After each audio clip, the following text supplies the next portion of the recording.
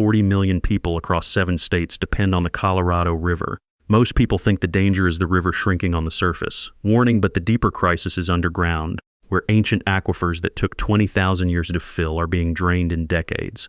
Serious that hidden water keeps desert farms alive. And here is the problem. Ominous, once that fossil groundwater is pumped onto a field and evaporates, it does not come back. This is the groundwater paradox, and it may decide what survives in the American Southwest.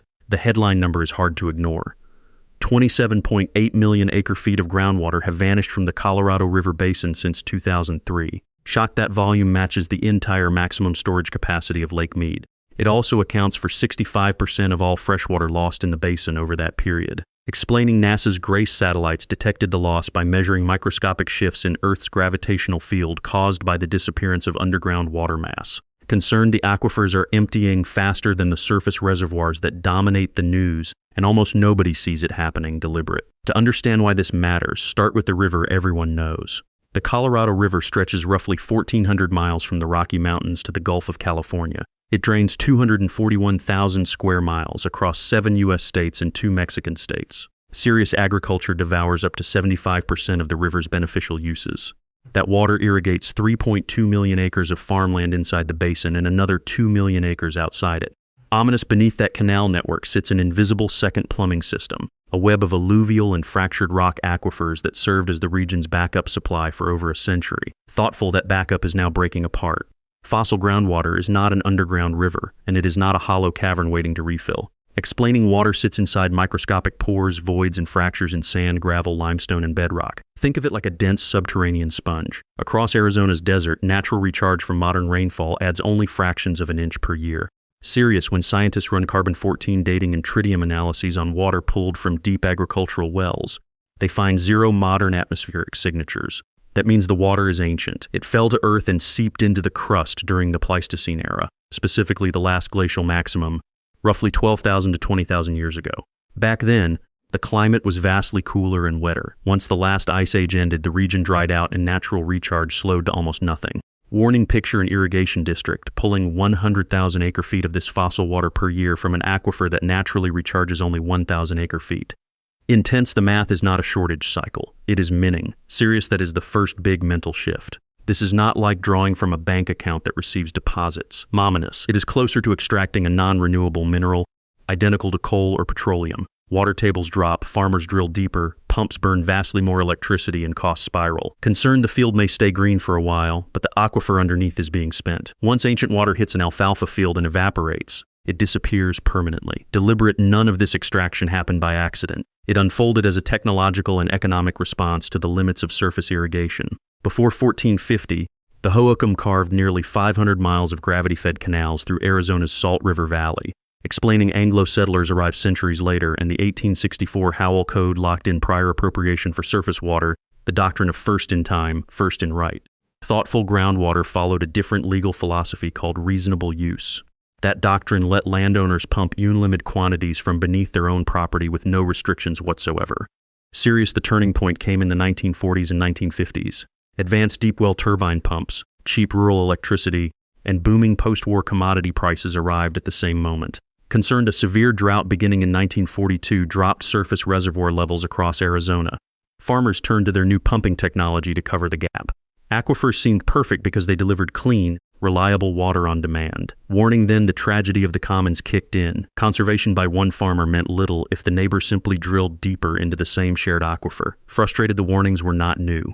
Prominent hydrologists warned Arizona's governor as early as 1925 that the Salt River Valley's groundwater faced severe overdevelopment. Nobody listened. By the 1960s and 1970s, water tables had dropped by hundreds of feet across the region. The land itself started sinking. Miles-long earth fissures ripped open across the desert floor. Size groundwater had gone from invisible convenience to visible damage. Serious, Washington finally responded with an ultimatum. Arizona would receive zero federal funding for the Central Arizona Project, a 336-mile canal designed to carry the state's 2.8 million acre-foot Colorado River allocation inland, unless lawmakers enacted strict groundwater controls. Deliberate Governor Bruce Babbitt locked the opposing factions in a room and refused to let them leave until they reached a deal. What emerged in 1980 became the Groundwater Management Act, the most aggressive groundwater code in the country at the time. explaining it created the Arizona Department of Water Resources and carved out active management areas around the worst overdrafted regions. It demanded a 100-year assured water supply for new developments, froze the expansion of irrigated acreage, and set a target of reaching safe yield by 2025. Thoughtful safe yield meant annual pumping would no longer exceed annual recharge. Warning, but the price of passing the law tells the real story. To secure political support from the agricultural lobby, Arizona granted perpetual grandfathered pumping rights to every farmer who had irrigated with groundwater before 1980. Concerned on top of that, 75% of the state's landmass, nearly all of rural Arizona, stayed almost entirely unregulated. Deliberate officials sold the cap as an aquifer rescue plan. Surface water would flow in, groundwater pumping would stop, and the aquifers would recover over time. Size, none of that happened. Intense, the Colorado River Basin now endures its driest stretch in over 1,200 years, with 20% less surface water flow compared to the 20th century average. In August 2021, the U.S. Secretary of the Interior issued the first ever Tier 1 shortage declaration. Arizona's supply was cut by 512,000 acre-feet. Emphatic that was a 30% cut to the cap's normal deliveries. Under the basin's priority system, agricultural users in central Arizona sit near the absolute bottom of the water rights hierarchy. Concerned when the shortage landed, the cap agricultural pool lost 65% of its surface water allocation overnight. Alerted by 2023, that pool received absolutely zero surface water, but farms still needed water to survive. Ominous, what followed was an emergency raid on the hidden backup. Inside the Maricopa-Stanfield Irrigation and Drainage District, a junior water rights holder, the water balance deficit exploded from 26,000 acre-feet in 2020 to 92,000 acre-feet by 2024. Intense, that 66,000 acre-foot gap traces directly to emergency groundwater pumping. The state already knew the math was brutal. Arizona's Department of Water Resources delivered modeling of the Pinal Active Management Area in 2022, showing projected unmet groundwater demand over a 100-year horizon exceeding 8 million acre-feet. Emphatic, enough accessible water to sustain the current agricultural footprint simply does not exist. Concerned farmers who could not pump enough watched their fields go bare. Federal crop insurance payouts for irrigation supply failure jumped from fewer than 17,000 acres historically to 41,278 acres in 2022. Alarmed, then they surged again to 58,617 acres in 2023. Frustrated bare fields created another crisis. Stripped of vegetation, exposed farmland turned into dust factories. Warning, the EPA reclassified West Pinal County as a serious non-attainment zone for particulate matter pollution. That means the area failed to meet federal standards for small airborne particles. A water crisis became an air quality crisis. The damage did not stay underground. Deliberate, every foot the water table drops tightens the financial vice. Explaining drilling costs in California run $25 to $50 per foot for basic boring. Once casing and pumping infrastructure enter the equation, costs jump to $85 to $110 per foot. Serious, a standard agricultural well runs $40,000 to $150,000. Deep commercial wells accessing lower aquifer layers regularly exceed $500,000. Thoughtful groundwater may carry no price tag at the point of extraction in most of the basin, but lifting it to the surface is never free. Intense, the electricity bill becomes the real price of water. Explaining western Kansas shows the pressure clearly. Energy expenses for groundwater extraction eat approximately 10% of total operating costs for growing corn, actually the cost of land rent. Deliberate. Econometric models pin the price elasticity of groundwater extraction to energy costs at negative 0.26. That means a $1 increase per million BTU suppresses extraction by 5.89 acre-feet per year per individual farmer. Warning, wells do not have to run dry to become useless. The moment lifting costs exceed the market value of the crop, the water becomes economically unreachable. Frustrated. And here is the federal contradiction. Between 2017 and 2023, farmers across the 7 Colorado River Basin states collected $5.6 billion from the USDA specifically for drought-related crop losses. Shocked, those indemnity payments surged by 297% over that period. More than $2 billion went to producers growing water-intensive hay and alfalfa. Annoyed, Washington pays billions to compensate farmers for losing crops to a lack of water, while also spending hundreds of millions on efficiency programs that fail to reduce overall consumption. Size, the federal government funds the depletion with one hand and subsidizes its consequences with the other. Serious, farmland prices show the collapse in real time. Explaining California's Central Valley saw values climb 530% over 2 decades, rising from $8,150 per acre in 2001 to over $52,200 by 2021. Deliberate that appreciation depended entirely on water access. When California passed the Sustainable Groundwater Management Act in 2014, the market fractured instantly. Concerned properties with reliable surface water access gained 30% between 2018 and 2023. Land reliant on restricted groundwater flatlined and then cratered. Alarmed, the crash moved fast. San Joaquin Valley vineyards and orchards lacking surface water lost 25 to 50% of their value within 8 months, spanning late 2023 to early 2024. Shocked pistachio orchards in Tulare County sold for merely 25% of what they had been assessed a year earlier. More than 500 agricultural properties in Madera County dropped below their original purchase price.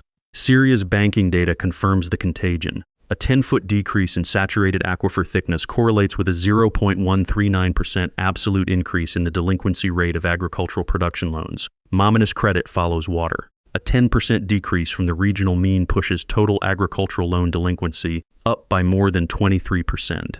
Concerned $399 million in troubled debt restructuring sat on the Farm Credit System's books by the close of 2022. That included $215 million in real estate mortgages and $90 million in production loans. Intense, the water underground and the credit on the surface are draining at the same rate. When the aquifer loses value, the land and the loans lose value with it. Syria's while domestic farmers scramble, multinational corporations have exploited the regulatory vacuum left by the 1980 Act. Explaining, Fondomonte, Arizona, a subsidiary of Saudi dairy giant Almarai, purchased roughly 10,000 acres in La Paz County for $47.5 million to grow alfalfa for export. Deliberate, Saudi Arabia had banned domestic green forage production in 2015 to protect its own depleted aquifers. Ominous, what it stopped doing at home, it started doing in Arizona, where rural groundwater cost nothing beyond the price of land and a drill rig. That is not trade in the usual sense. Intense, it is brickensing a hidden aquifer. Concerned, Riverview LLP, a Minnesota-based dairy conglomerate, ran industrial-scale wells in Cochise County's Wilcox Basin. Alarmed, the basin hemorrhaged the equivalent of 54,000 Olympic swimming pools of groundwater every year. Surrounding residents watched their domestic wells go dry. Frustrated, Ed Curry, a local child pepper farmer with over 50 years in the area, spent $600,000 drilling deeper wells just to chase the retreating water table down. The people living on the aquifer were forced to compete with industrial pumps. Deliberate legal action eventually followed. Attorney General Chris Mize secured an $11 million settlement from Riverview. Explaining, the settlement forced the company to fallow 2,000 acres and fund well replacement for impacted residents. Sirius Mays then filed a first-of-its-kind lawsuit against Fondomonte using the public nuisance doctrine. The argument was that excessive industrial pumping constitutes an actionable public nuisance, identical to toxic pollution. Intense, if courts uphold that interpretation, large-scale groundwater mining can be categorized, penalized, and stopped in the same way as dumping chemicals into a river. Thoughtful, one of the cruelest twists is that the pursuit of water efficiency can actually accelerate the damage. Explaining, when farmers abandon traditional flood irrigation for precision drip systems, they eliminate the runoff that historically recharged aquifers and fed downstream return flows. Each farm improves its yield-to-water ratio. Warning, but the shared aquifer loses one of its recharge mechanisms. Every drop gets consumed. Ominous, the aquifer stops cycling and becomes a strictly mined commodity. Concerned, salt makes the trap worse. Groundwater across the arid Southwest carries elevated dissolved solids from prolonged geologic contact. Explaining, when farmers apply this saline water, the salts precipitate and accumulate in the soil, making it exponentially harder for roots to extract moisture. Simulation models show root water uptake drops by 1% when soil salinity climbs from 0.5 to 25 dsm. Serious 70% of irrigated fields in the Arkansas Valley already show salinity damage. Yields have fallen 10 to 50% and 25,000 to 30,000 acres have been rendered agriculturally sterile. Mominous, then the ground itself collapses. Explaining, removing groundwater faster than it recharges strips away the hydrostatic pressure holding up the clay layers underground. Those layers permanently compress under the weight of the overburden. Alarmed, elevation drops of 4 feet or more show up regularly. Gravity-fed canal gradients get destroyed, roads crack, pipelines rupture, and water districts end up installing expensive lift pumps just to push water uphill over newly formed subsidence bowls. Warning, projections show uncontrolled subsidence could limit future aqueduct capacity by up to 1.5 million acre-feet annually. Serious, that damage cannot simply be repaired later. Emphatic, even if the river somehow returned to historic flows and massive recharge programs launched tomorrow, compressed clay layers cannot physically expand again. Size, the aquifer has permanently lost the capacity to store what it once held. Deliberate, this is why groundwater collapse is different from a low reservoir. A reservoir can refill after wet years. Ominous, a compacted aquifer can lose storage space forever. The clock is now moving toward another deadline. Operating guidelines for the Colorado River expire in 2026, forcing a complete renegotiation among the basin states, tribal nations, and Mexico. Explaining, the Department of the Interior has committed $700 million in Inflation Reduction Act funding for lower basin conservation. That money purchases system conservation at fixed rates of $330 per acre-foot for 1-year agreements, $365 for 2 years, and $400 for 3 years. Deliberate. Another $152 million flows to the upper basin for drought resiliency projects. Thoughtful California may be showing the clearest path forward. Explaining, the state's multi-benefit land repurposing program has allocated nearly $80 million across 9 regions. It has approved the conversion of over 4,800 acres from irrigated cropland to agrivoltaics, wildlife habitat, dryland farming, and managed aquifer recharge basins. Under SGMA, critically overdrafted basins must reach total sustainability by 2040. Emphatic, that mandate is expected to force the permanent retirement of an estimated 500,000 acres of irrigated land across the state. Sighs, it is painful, but it at least admits that not every acre can keep drinking forever. Reflective, the old accounting no longer works. Serious, treating surface water and groundwater as separate, infinite resources helped build the modern Southwest, but it also hid the true cost of agriculture in the desert. The Southwest agricultural economy will contract deliberate. The only open question is who absorbs the cost. Concerned rural populations, indigenous nations, and ecosystems were locked out of the groundwater bailout for a century. They should not be forced to pay the full price of its collapse.